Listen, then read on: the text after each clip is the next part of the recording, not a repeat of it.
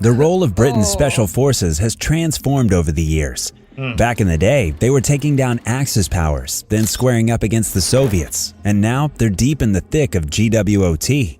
At the heart of all of it is the UK Special Forces, UKSF, the brain behind Britain's elite units like the SAS, SBS, SRR, 18 Signals Regiment, and a few others we probably won't hear about.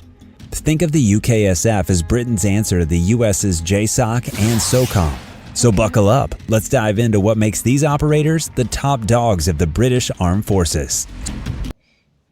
Ladies and gentlemen, welcome back to another reaction video. Yeah. So ladies and gentlemen, you already know we're checking out the British Elite Special Operation Units. Oh my god. Britain used to be the most powerful country in the world. They are no longer the most powerful country, but They used to be. they have like a pretty advanced military. Wow. Their military is not big as the United States, but when it comes to their special forces, Don't joke. you better not jerk. You better wear your pants tight and tie them close because they're gonna pull down by the British Special Forces.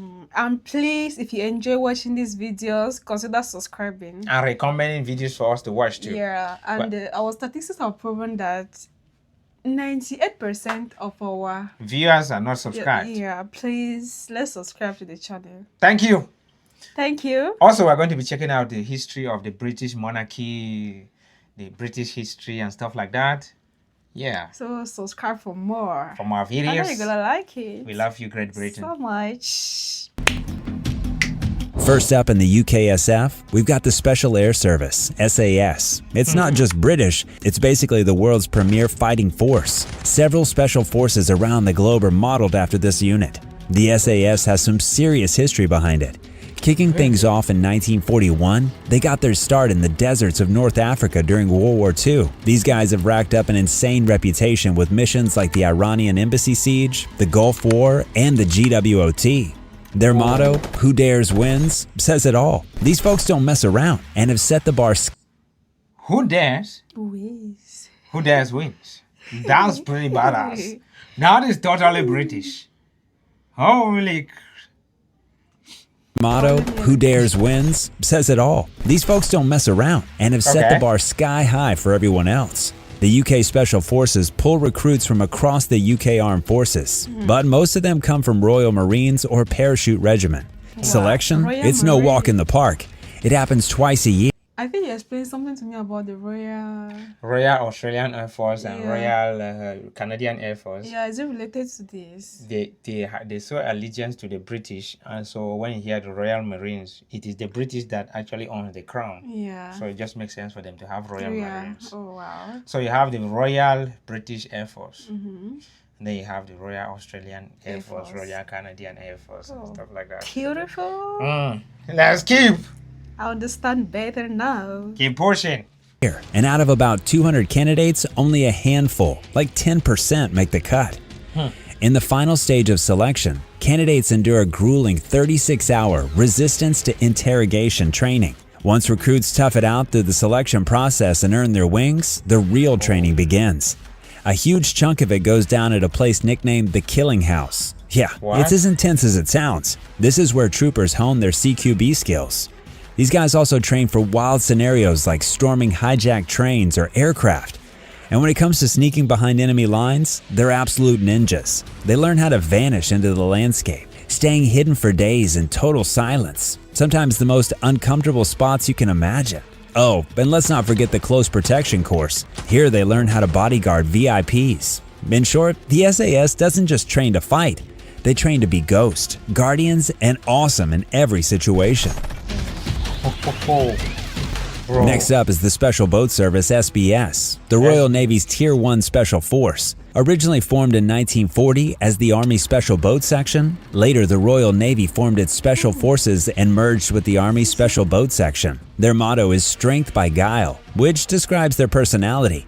Their main gigs include direct action, surveillance, reconnaissance, calling in airstrikes, guiding precision munitions, underwater demolition, and insertion. They even handle overseas training tasks. Basically, if it's sneaky, wet, or downright dangerous, the SBS is your go-to. Most SBS operators come straight out of the Royal Marines Commandos.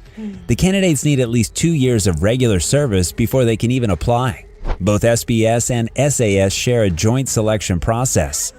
After selection, at which point SAS candidates have passed, SBS candidates continue to the swimmer's canoeist, also called boating and diving course. Past that, and they're on probation with an operational troop. After probation, they are officially a So what they're doing like this is a course. Yeah, so this is their training. I think we did something like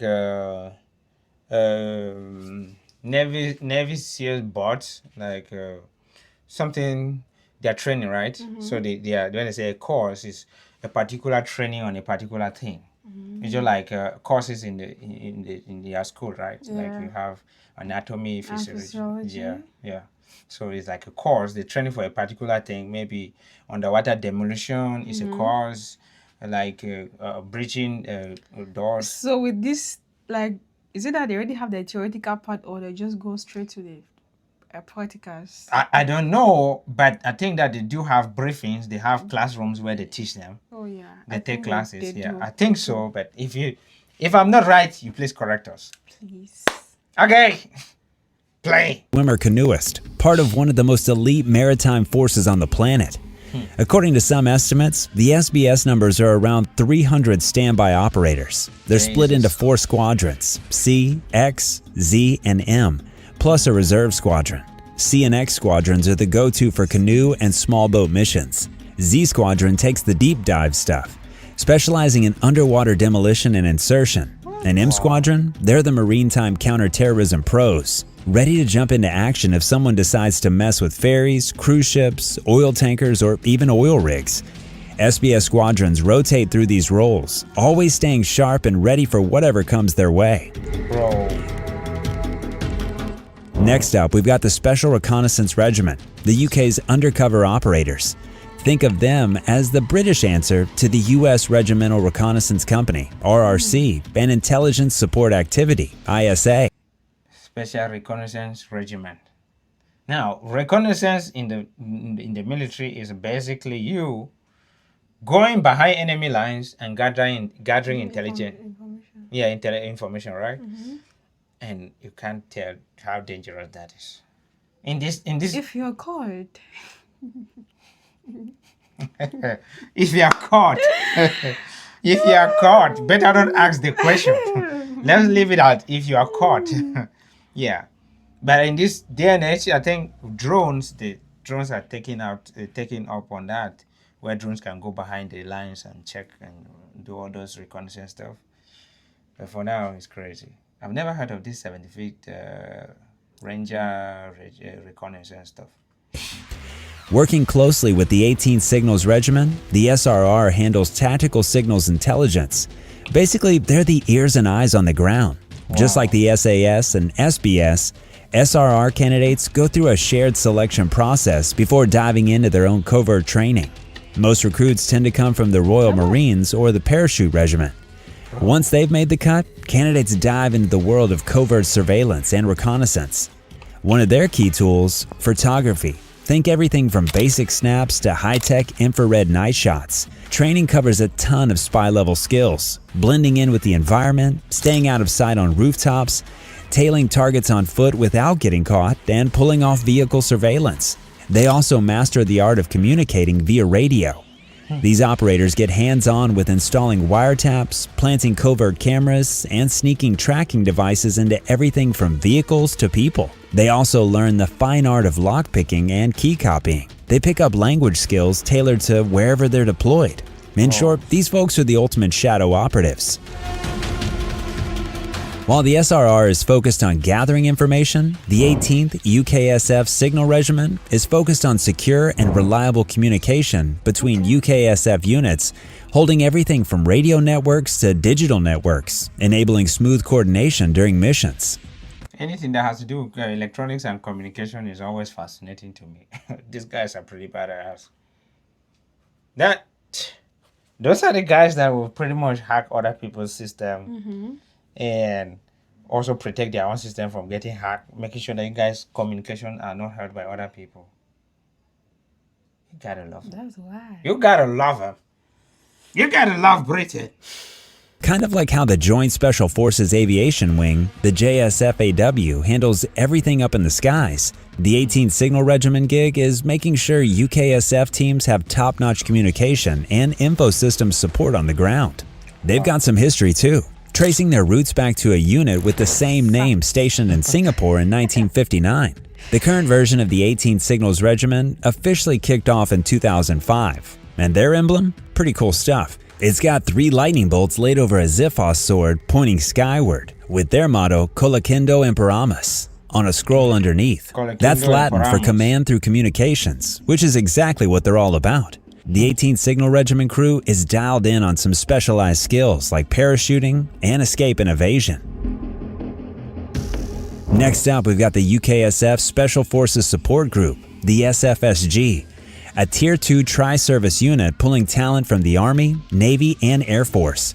This unit was established in 2006 and has been a key player ever since.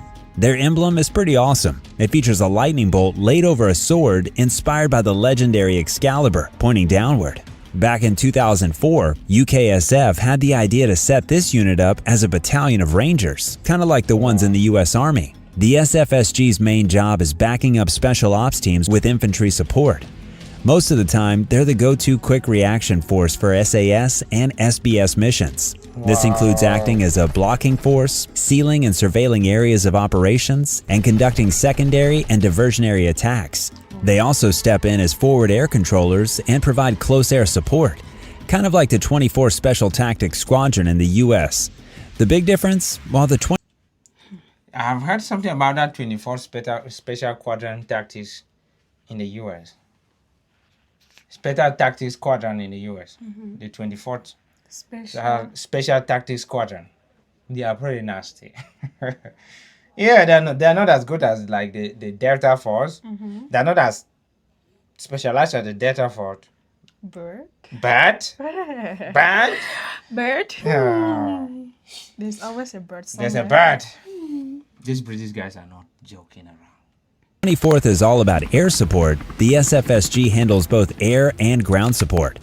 On top of that, they train foreign forces to get them mission ready. Most of the SFSG is made up of the 1st Battalion of the Parachute Regiment. For amphibious missions, they count on commandos from the Royal Marines. They've even got a specialized CBRN unit for dealing with chemical, biological, radiological, and nuclear threats. Oh, Okay. and they've got combat search and rescue covered too.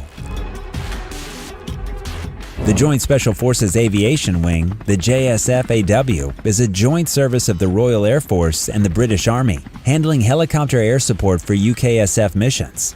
It's basically the UK's version of the 160th. So you remember these ones are equal to which one? The Night Stalker. The Night Stalkers! Yeah. Yes! The 160th Special Operation Aviation Regiment in the US is equivalent to this British unit. Oh, these helicopters are the CH-47 Chinooks. It's basically the UK's version of the 160th SOAR from the US JSOC. Their missions are all about getting the job done from the sky. Whether it's assault, inserting or extracting teams, or running recon. They're also key players in counterterrorism ops, both in the UK and overseas. 7 Squadron handles missions abroad and takes care of cargo transport, while 658 Squadron focuses on domestic airlift support. As a rapid response force, they're always ready to back up special ops teams at a moment's notice. They've got the versatility to pull off transport and rescue missions. Oh, and when it comes to gear, they're flying some serious hardware. Think Chinooks and Eurocopters. Next up, we've got one of the most secretive groups in the UKSF lineup, Squadron. E Squadron. These small, tight-knit operatives are handpicked to work alongside the Secret Intelligence Service, SIS, better known as MI6. Back in 2003, whispers about a shadowy SAS offshoot nicknamed the Increment, or E Squadron, made their way into the press. Picture something straight out of a James Bond movie. These guys are rumored to handle high-stakes missions, like high-value targeting and other super risky missions in covert mode. The squad is invite-only, pulling in the best of the best from the SAS, SBS, and SRR. They're about as undercover as it gets. Plain clothes, fake IDs, and whatever else they need to blend in and get the job done. E Squadron doesn't just answer to the usual chain of command. They take their marching orders straight from UK intelligence agencies. That means they operate pretty independently from the rest of the UKSF, giving them a unique role in the special ops world. The Army Special Operations Brigade was built to train up foreign forces and back them up in some seriously tough, high-threat situations. Wow. Technically, they're not part of the UKSF, but they definitely deserve an honorable shout-out on this list. At the core of it all are the 4 battalions of the Ranger Regiment, who are basically the frontline crew for this expeditionary force. These guys are built for missions just shy of full-scale war, stepping into roles regular forces can't handle. They bring more secrecy and flexibility to the table. Think of them as the UK's answer to the US Army's Green Berets. And then we've got the Future Commando Force. Like the Rangers, the FCF is taking on some of the classic SAS and SBS style missions. The new maritime force is designed for special ops with rapid response capabilities, ready to get into the mix in littoral zones and those tricky gray zones. Long story short, the FCF is shaping up to be a next-gen amphibious force, prepped for whatever modern battlefields throw their way. And that's a wrap on today's dive into the British Special Forces. Drop us a comment below if you've got ideas for what we should cover in the next. British Special Operation Units are not a joke. Yo, I swear. I think they have, bro. But the SAS are still the badass of them all. Those guys are weird. Even the E Squadron, yeah, the E Squadron, they work with like the intelligence community, which is the most dangerous of the cases. Bridget, thank you for your service, sirs and ma'ams. Thank you Love you. so much. Oh God.